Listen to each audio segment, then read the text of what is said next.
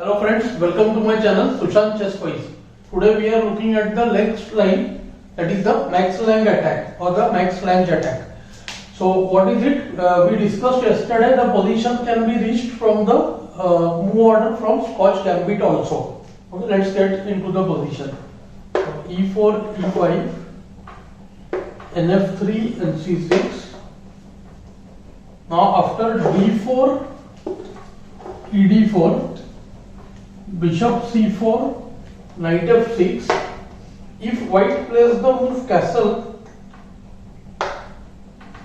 then after Bishop C5, we reach the same position which can come from normal Max-Lange attack position. Okay? But this is one way which can come from the Scotch Gambit. The move NE4 is also possible here, but it's risky because NE4, RE1, D5 allows BD5. And when queen takes d5, there is knight c3. The pawn cannot take the queen because of the pin on the d5. Okay, so that is why I would suggest to reach the position of with bc5 and go to the Max-Lange attack, which we are going to discuss now. Let's get started from the beginning. So after e4, e5, nf3, mc6, bc4, bc5.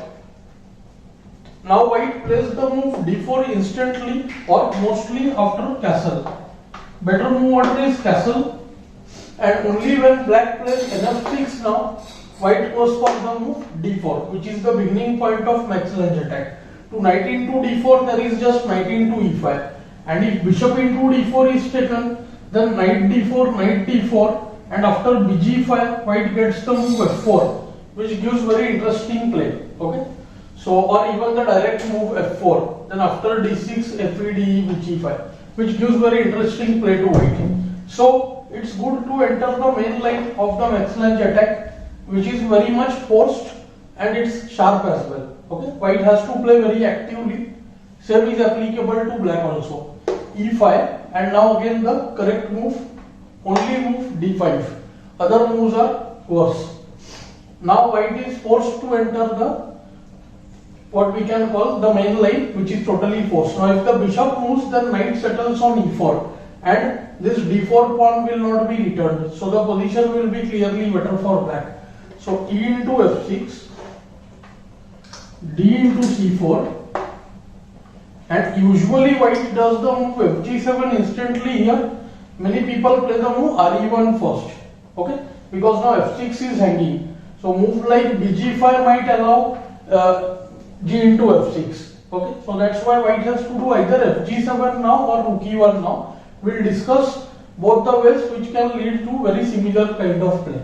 So fg7, according to me, fg7 is the main move. We'll look at re1 later. fg7 forces rook g8, and according to me, the best chance is in the move bishop g5. Other moves are worse. Okay, let us look at the lines one by one. So now if bishop comes to h6, then there is queen f6 attacking the bishop, and after re1 check, bishop comes to e6, and suddenly what we see, black is ready to castle. His white's bishop is hanging, and after the move bg5, which stops castle, black has the move qg7. And now what happens? This bishop is pinned because after h6, if the bishop moves, then queen g2 mates. So something like g3 would be forced, and g3, h6, bh4, pushing the bishop back. If bishop moves on this diagonal, black can just do long castle.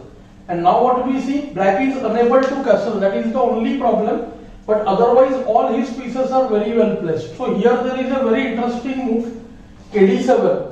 Which I like, and I find it very simple because after nd2, okay, just the rook comes to e8 and the a rook will come to e8 and the king will go to c8. It will be like artificial castle, and the black position we can say would be somewhat better definitely over there. Okay, so that is my recommendation with the move bg5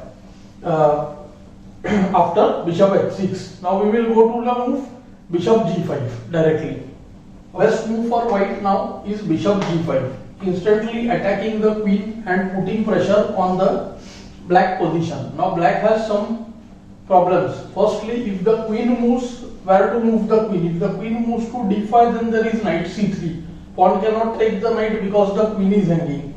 Queen moves to d7, it will block the bishop. Queen moves to d6 similarly, can also pose some. d2 is very strong. Queen d6, knight d2, idea knight e4, attacking the queen, bishop and threatening knight f6 check. So black has to play the move bishop e7. Okay, and now there is an interesting variation. White should play the move re1 here. We will look at bishop e7 also. So after bishop e7, the move which looks very bad is ke7, but actually it is perfectly playable because after re1 check, bishop covers e6. Next move by force we will take g7, and we can see that the king is totally safe on the f8 square. But I know everyone will not like this. So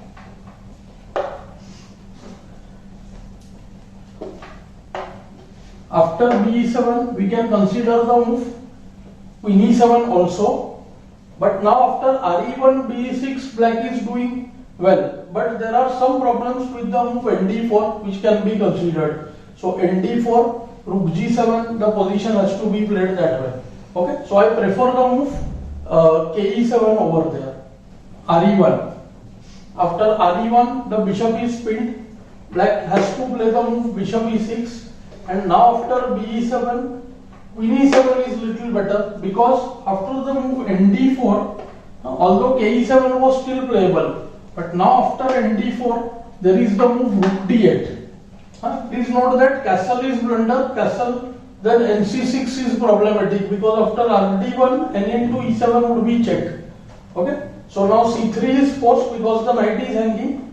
After c3, black just takes the pawn on g7. He is set to capture on d4, and then the king can be perfectly safe on the f8 square. It can go f8 g7 f8 g8 later on. Okay, so that completes two of the main variations. Now let's look at the move re1 check. The move what we are seeing right now is fg7, rook g8, re1 check. Okay, but if white plays re1 check directly, then also we will go for the move bishop e6. And now same way, if knight comes to g5, like after fg, rook g8, knight g5, here also we should play the move queen d5 because queen f6 is blunder. This is a very simple trap. After queen f6, knight into e6, fe6 forced, and then queen h5 check, attacking the king, and queen attacks the bishop. So the bishop would be lost over there. Okay, that same position after fg7, rook g8, re1 check, bishop e6, and knight g5. Okay, note that bg5, be7 will again transpose to the previous variation. So knight g5 again creates a threat. Many people think of the move here queen d7 and queen f6, both are blunder because of knight e6, fe6, queen h5 check, and the bishop would be taken. So black has to play the strong move queen d5. Okay, at first it looks like it's a bad move because now knight c3 attacks the queen. If pawn takes the knight, then queen takes the queen for free because the bishop is pinned. Okay, so after knight c3, queen f5 forced. Note that we have to keep on stopping the idea knight e6, fe6, queen h5 check. With the queen on f5, the white queen cannot go to h5. Black has simple ideas. Black wants to castle long. He wants to take the pawn on g7, and then his position will be fine. Okay, so now the knight is hanging. So knight c4. After the move g4, this is also suggested. So queen can simply go to d6. Okay, and the queen is not attacked. Queen cannot take g4 because queen into g4 is free. Note that the bishop is pinned, and this position is absolutely fine. After ne4, note that we have to play the move b7. When the knight is hanging, g7 is hanging, and now suddenly we will see that the white king will come under fire. So this position is good for black. For the risky move g4, white can play knight ce4, to which I simply like the move long castle.